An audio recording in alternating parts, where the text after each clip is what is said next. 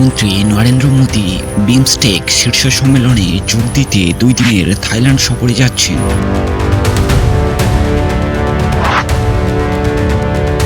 এই সময় আঞ্চলিক গোষ্ঠীটি ব্যাংকক ভিশন 2030 গ্রহণ করবে এবং সামুদ্রিক সহযোগিতা জোরদার করার জন্য চুক্তি স্বাক্ষর করবে দেশগুলি।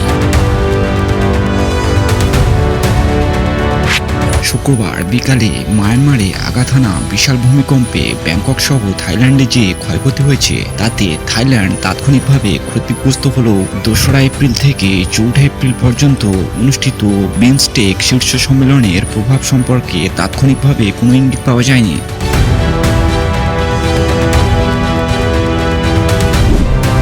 মোদি 3রা এপ্রিল এবং 4 এপ্রিল ব্যাংককে থাকবেন।